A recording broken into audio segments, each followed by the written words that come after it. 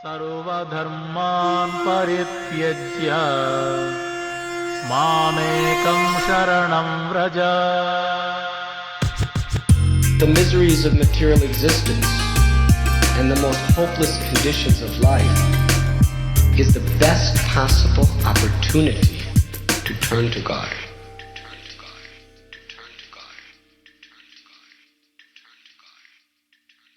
Barerupa Bhakti presents The Gift of Desperation, a Bhakti recovery podcast. This is a 12-step based Bhakti-oriented space. Here we share our experience, strength, and hope in the spirit of recovery from addictions and associated behaviors. Welcome. Hey there, good morning, good evening, and good afternoon, Haribol, and hello. Hello. So, let's take the second half of step 2, that our lives had become unmanageable. I'm actually really excited to talk about this because the ways that has manifested in my life has been such a learning process for me of not only recognizing but truly owning the unmanageability and actually to look closely about what does that mean to me and how far does that unmanageability go. And the deeper I go into Krishna consciousness and the deeper I go into my program, the more I realize that actually nothing is manageable unless I give it into the hands of a higher power. But like I said in the first part of this step 1 episode, I had said that will come with steps 2 and 3 in the rest of the program. So let me just concentrate just on the, after we've, admitted that we were, powerless over our addictions and our associated behaviors and that our lives had become unmanageable. Now, that unmanageability, first of all, I assume that the first part of this was spoken on and understood to the best of my ability. I've explained that. And so the second part of it is so essential because we can, a lot of us, and especially me, like I had said, like I always say, my life, it was apparently unmanageable. It was brutally obvious that I couldn't manage anything, that I had just completely, lost control of everything. My whole life was just centered in getting drugs. And the unmanageability that comes with that it's just a karmic reaction. I mean, it's really obvious. So that's how I experientially learned what karmic reaction is, right there, like the loudest possible volume it can go. And the unmanageability was apparent. So we have the admission and then we have the karmic reaction of its unmanageability, right? Which is the very crux of Krishna consciousness and also the very crux of the program. The very pillars of what I build my program on. That admittance of powerlessness and that admittance of that I am not the controller. I cannot manage that. I can barely manage giving my will and my life over every day. I can't even do that properly. So how the heck am I going to think that I can manage, other things? So let's start from the beginning about my blatant unmanageability. That was blatant. That was blatantly clear and also very, very obvious. But let's talk about the more subtle things now. Let's talk about the emotional parts. Let's talk about the need to control subtly.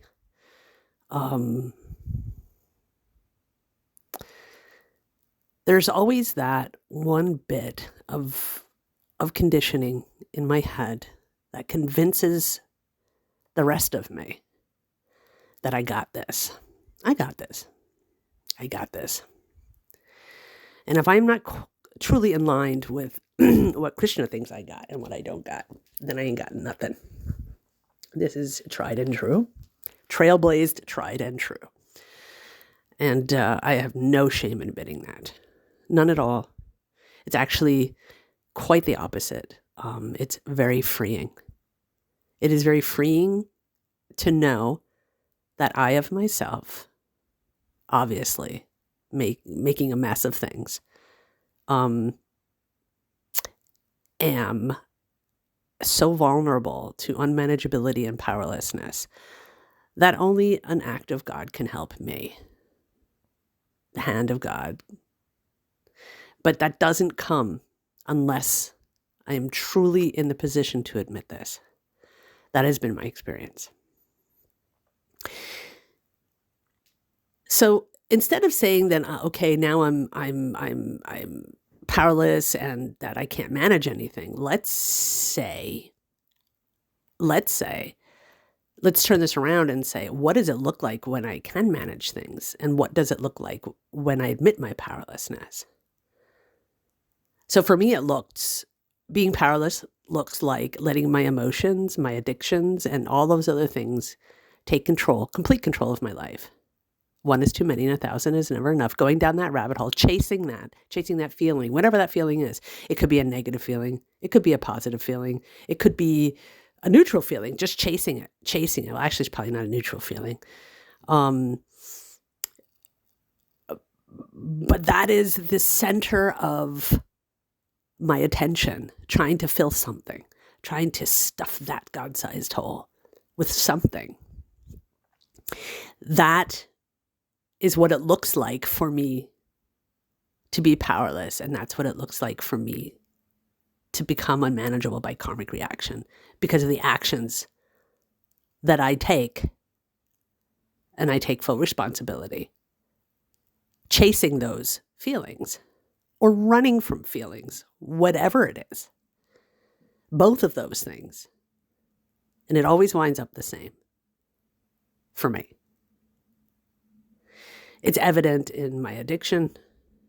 It's evident in my codependency, in the relationships that I've had in the past, the relationships I have now, the expectations, the chasings of feelings, the making other people responsible for my happiness and not taking radical responsibility for my own actions and my own recovery. That will lead me down complete unmanageability and disaster and misery. Getting attached to having that person fulfill some need in me that I cannot fulfill myself or that I am not able to let God fulfill. That's unmanageability. So what does it look like when I am, in a way, when it appears to be that I am managing my life? And what does it look like when it appears that I admit that I am powerless? And I'm saying appears because there are many, many layers of that. You know, there is the base layer to the core of the soul of knowing that we are powerless, especially through experience.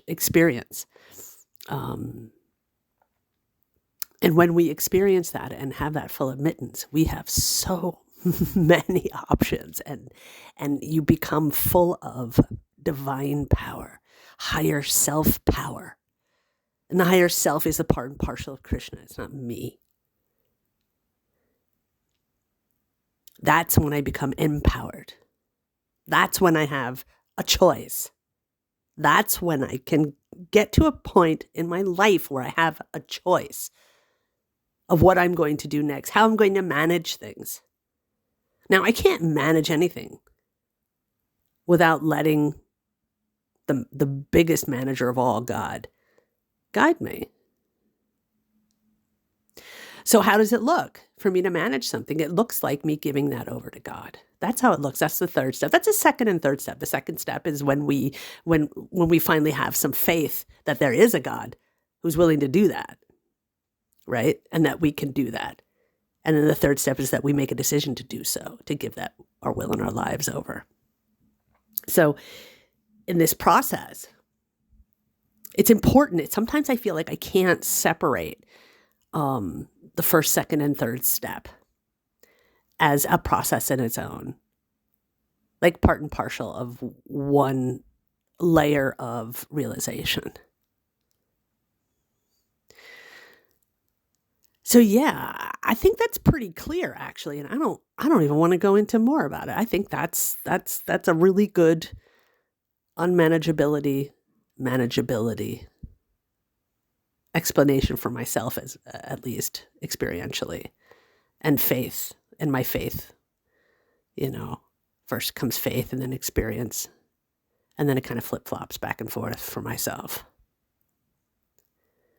When I lose faith in that process is when I've closed the door. It's when I think I'm the manager again and again. When I think that I got this, I can do this.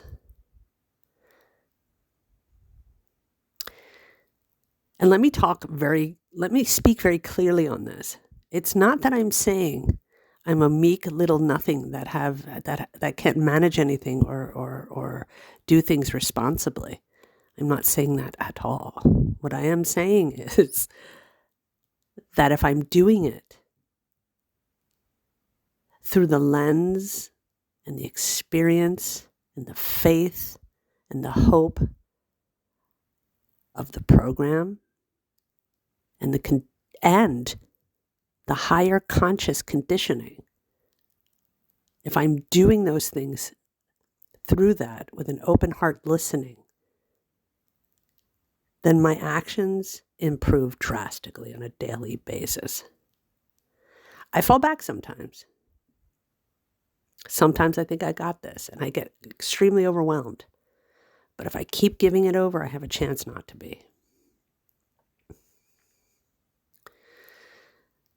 So, my dearies, I hope this was a nice little short, compact insight on powerlessness and unmanageability, and the opposite of powerlessness and unmanageability, which is empowerment and manageability through the lens of God. So I'll see you guys, I'll talk to you guys next week on step 2. Yes, we came to believe that a power greater than ourselves could restore us to sanity. That power is Krishna for me. And I am just sharing my experience, strength, and hope with the 12 steps of recovery and Krishna consciousness together. I love you guys, and looking forward to sharing everything I got with you. Haribo. This concludes another episode. Thanks for listening. In order for me to serve this community to the best of my ability, I welcome feedback. Please write your feedback at bhaktirecoverypodcast@gmail.com. That's bhaktirecoverypodcast@gmail.com. Also, please don't forget to follow and give us a 5-star rating. Share this with family and friends. If you'd like to join our Bhakti Recovery community or just find out what we're all about, please visit our website at www.bhaktirecoverygroup.com. That's www.bhaktirecoverygroup.com. There are no dues or fees, and we meet daily. If you or someone you know is struggling with addictions and/or associated behaviors, you will find links in our show notes to various 12-step programs. Nobody seeking recovery need ever be alone again. सर्वधर्मान् परित्यज्य मामेकं शरणं Vraj. The miseries of material existence and the most hopeless conditions of life is the best possible opportunity to turn to God.